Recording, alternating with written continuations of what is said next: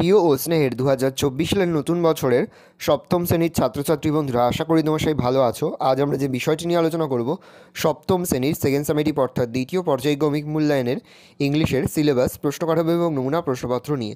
প্রথমে তোমরা সিলেবাসটা দেখে নাও কী কী বিষয় তোমাদের সেকেন্ড সামেটিভ অর্থাৎ দ্বিতীয় পর্যায়ক্রমিক মূল্যায়নে থাকবে। দ্বিতীয় পর্যায়ক্রমিক মূল্যায়নের ক্ষেত্রে ফুল মার্কস থাকবে তোমাদের 25, আর সময় তোমার থাকবে 50 মিনিট। তোমাদের থাকবে লেসন 5, লেসন 6, লেসন 7, লেসন 8।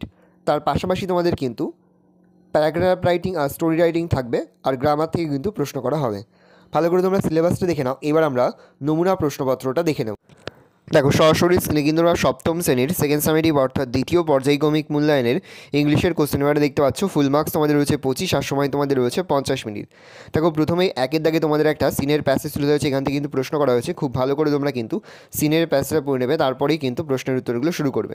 দেখো, এর দাগে দিয়েছে কমপ্লিট দ্য ফলোয়িং সেন্টেন্স। প্রশ্নের মান রয়েছে 1 করে 1 × 3 = 3। ভালো করে দেখে নাও, প্রশ্নের উত্তরগুলো আমি করে দিয়েছি। প্রতিটি প্রশ্নের মান রয়েছে 1 করে 1 × 3 = 3। বিয়ে দাগে রয়েছে অ্যান্সার দ্য ফলোয়িং কোশ্চেন্স। প্রশ্নের মান রয়েছে 2 করে 2 × 3 = 6। ভালো করে দেখে নাও, 3টি প্রশ্ন দেওয়া রয়েছে, প্রশ্নের মান রয়েছে 2 করে। 2 দাগে তোমাদের একটা আনসিনের প্যাসেজ তুলে রয়েছে, এখান থেকে কিন্তু প্রশ্ন করা হয়েছে। খুব ভালো করে তোমরা কিন্তু আনসিনের প্যাসেজটা পড়ে নেবে, তারপরেই কিন্তু প্রশ্নের উত্তরগুলো শুরু করবে। দেখো, আমি আস্তে স্ক্রল ডাউন করছি। দেখো, প্রশ্ন তোমাদের রয়েছে অ্যান্সার দ্য ফলোয়িং কোশ্চেন্স। প্রশ্নের মান রয়েছে 1 করে 1 × 4 = 4। এখানে মোট তোমাদের 4টি প্রশ্ন দেওয়া রয়েছে, প্রতিটি প্রশ্নের মান রয়েছে 1 করে 1 × 4 = 4। 3 দাগে রয়েছে ডু অ্যাজ ডাইরেক্টেড। এখানে মোট তোমাদের 4টি প্রশ্ন দেওয়া রয়েছে, প্রতিটি প্রশ্নের মান রয়েছে 1 করে 1 × 4 = 4। ভালো করে দেখে নাও।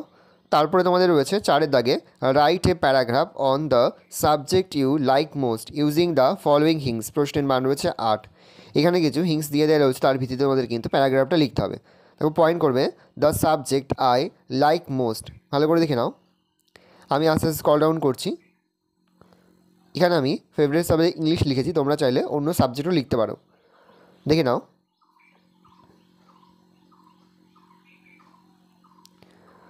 এই রয়েছে টোটাল তোমাদের সেকেন্ড সামেটিভ অর্থাৎ দ্বিতীয় পর্যায়ক্রমিক মূল্যায়নের সপ্তম শ্রেণীর ইংলিশের কোশ্চেন পেপার। ভালো তোমরা কোশ্চেন পেপার দেখে নাও। আশা করি ভিডিওটা ভালো লেগেছে।